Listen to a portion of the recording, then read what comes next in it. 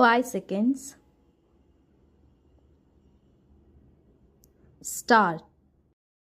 ನಾನು ನಮ್ಮ ನೂತನ ರಾಜ್ಯ ಸರ್ಕಾರದ ಅಂದರೆ ಸಮ್ಮಿಶ್ರ ಸರ್ಕಾರದ ವಿತ್ತ ಮಂತ್ರಿಯಾಗಿ ಈ ವರ್ಷದ ಆಯವ್ಯಯ ಮುಂಗಡ ಪತ್ರವನ್ನು ಕಳೆದ ವಾರ ಈ ಸಭೆಯಲ್ಲಿ ಸದಸ್ಯರ ಅವಗಾಹನೆಗೆ ಮಂಡಿಸಿದ್ದೇನೆ.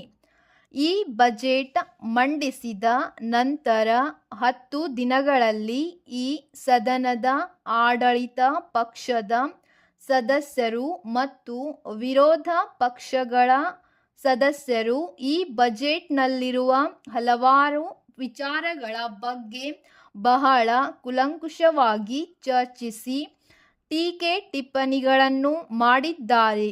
ಹಾಗೆಯೇ ಕೆಲವೊಂದು ತಿದ್ದುಪಡಿಗಳನ್ನು ಹಾಗೂ ಸಲಹೆಗಳನ್ನು ನೀಡಿದ್ದಾರೆ.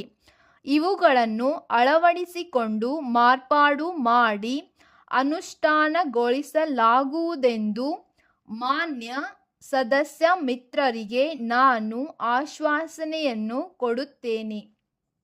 ಮೊದಲನೆಯದಾಗಿ, ಅನೇಕ ಸದಸ್ಯ ಮಿತ್ರರು ರಾಜ್ಯ ರೈತರ ಬಗ್ಗೆ ಬಜೆಟ್ನಲ್ಲಿ ಹೆಚ್ಚು ಪ್ರೋತ್ಸಾಹಕ ಕಾರ್ಯಕ್ರಮಗಳಿಲ್ಲವೆಂದು ಅದರ ಬಗ್ಗೆ ಗಮನ ಹರಿಸಬೇಕೆಂದು ಹೇಳಿದ್ದಾರೆ.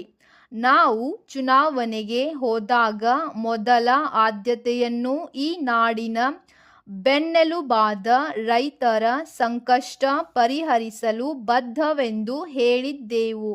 ಅದರಂತೆ ಈ ಬಜೆಟ್ನಲ್ಲಿ ಹಲವಾರು ರಿಯಾಯಿತಿಗಳನ್ನು ಹಾಗೂ ರೈತರ ಬೆಳೆಗೆ ತಕ್ಕಂತೆ ಅನುಕೂಲಕರವಾದ ಯೋಜನೆಗಳನ್ನು ಪ್ರಕಟಿಸಿ ಅದಕ್ಕೆ ಸಾಕಷ್ಟು ಹಣಕಾಸು ತೆಗೆದಿಟ್ಟಿದ್ದೇವೆ.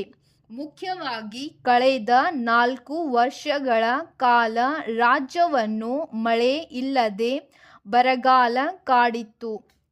ಇದರಿಂದ ನಮ್ಮ ರೈತಾಪಿ ವರ್ಗ ಸಾಕಷ್ಟು ಸಂಕಷ್ಟವನ್ನು ಅನುಭವಿಸಿತು. ಇದನ್ನು ಗಮನದಲ್ಲಿಟ್ಟುಕೊಂಡು ರೈತರಿಗೆ ಬೀಜ ಗೊಬ್ಬರಗಳನ್ನು ರಿಯಾಯಿತಿ ದರದಲ್ಲಿ ಸರ್ಕಾರದ ಕೃಷಿ ಇಲಾಖೆ ಹಾಗೂ ಇದರ ಅಂಗ ಸಂಸ್ಥೆಗಳ ಮೂಲಕ ವಿತರಿಸಲು ಕ್ರಮ ಕೈಗೊಳ್ಳಲಾಗಿದೆ. ಅಲ್ಲದೆ ರೈತರು ಸಹಾಯಕ ಸಂಘಗಳಿಂದ ಪಡೆದ ಸಾಲಗಳ ಮೇಲಿನ ಬಡ್ಡಿಯನ್ನು ಮನ್ನಾ ಮಾಡಿದ್ದು, ಸಣ್ಣ ಮತ್ತು ಅತಿ ಸಣ್ಣ ರೈತರ ಸಣ್ಣ ಪುಟ್ಟ ಸಾಲಗಳನ್ನು ಅಸಲು ಸಹಿತ ಮನ್ನಾ ಮಾಡುವ ಬಗ್ಗೆ ಇರುವ ಕಾನೂನಿನ ತೊಡಕು ಹಾಗೂ ಸಾಲ ಪಡೆದ ಇಂತಹ ರೈತರ ಸಂಖ್ಯೆ ಬಗ್ಗೆ ಅಧ್ಯಯನ ಮಾಡಲು ಸರ್ಕಾರವು ತಜ್ಞರ ಸಮಿತಿಯೊಂದನ್ನು ಶೀಘ್ರವಾಗಿ ನೇಮಿಸಿ ಅದರ ವರದಿ ಬಂದ ನಂತರ ಸೂಕ್ತ ಕ್ರಮ ಕೈಗೊಳ್ಳಲಾಗುವುದು ಹಾಗೂ ರೈತರ ಬೆಳೆಗಳಿಗೆ ವಿಮಾ ಯೋಜನೆಗಳನ್ನು ಸಹ ಈ ವರ್ಷ ಜಾರಿಗೆ ತರುತ್ತೇವೆಂದು ಈ ಸದನಕ್ಕೆ ನಾನು ತಿಳಿಸಬಯಸುತ್ತೇನೆ.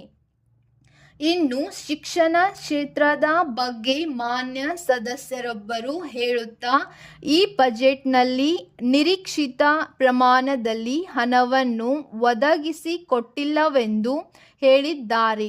ಬಹುಶಃ ಮಾನ್ಯ ಮಿತ್ರರು ಕಳೆದ ವರ್ಷಗಳಲ್ಲಿ ಈ ಬಾಬಿಗೆ ಒದಗಿಸಿರುವ ಹಣಕಾಸಿನ ಬಗ್ಗೆ ತುಲನಾತ್ಮಕವಾಗಿ ನೋಡಿಲ್ಲವೆಂದು ಭಾವಿಸುತ್ತೇನೆ. ಕಳೆದ ವರ್ಷ ಒದಗಿಸಿದ್ದ ಹಣಕ್ಕಿಂತ ಶೇಕಡಾ 30ರಷ್ಟು ಹೆಚ್ಚಿಗೆ ನಾವು ಈ ಬಜೆಟ್ನಲ್ಲಿ ಒದಗಿಸಿದ್ದೇವೆ. ಅಲ್ಲದೆ ಮಕ್ಕಳು ಶಾಲೆಗೆ ಉತ್ಸಾಹದಿಂದ ಬರಲೆಂಬ ಉದ್ದೇಶದಿಂದ ಕಳೆದ ವರ್ಷ ಆರಂಭಿಸಲಾಗಿದ್ದ ಅಕ್ಷರ ದಾಸೋಹ ಬಿಸಿಯೂಟದ ಕಾರ್ಯಕ್ರಮವನ್ನು ಈ ವರ್ಷ 7ನೇ ತರಗತಿಯವರೆಗೆ ವಿಸ್ತರಿಸಿದ್ದೇವೆ. ಗ್ರಾಮೀಣ ಪ್ರದೇಶಗಳಲ್ಲಿ ಶಾಲೆಗಳ ಸಂಖ್ಯೆಯನ್ನು ಹೆಚ್ಚಿಸುವುದರ ಜೊತೆಗೆ ಈ ವರ್ಷ ಈ ಪ್ರಾಥಮಿಕ ಹಾಗೂ ಪ್ರೌಢ ಶಾಲೆಗಳಿಗೆ 5,000 ಹೊಸ ಶಿಕ್ಷಕರ ನೇಮಕಾತಿಗೂ ಕೂಡ ಈ ಬಜೆಟ್ನಲ್ಲಿ ಮಂಜೂರಾತಿಯನ್ನು ನೀಡಿರುವುದನ್ನು ಮಾನ್ಯ ಸದಸ್ಯರು ಗಮನಿಸಬೇಕೆಂದು ವಿನಂತಿಸಿಕೊಳ್ಳುತ್ತೇನೆ.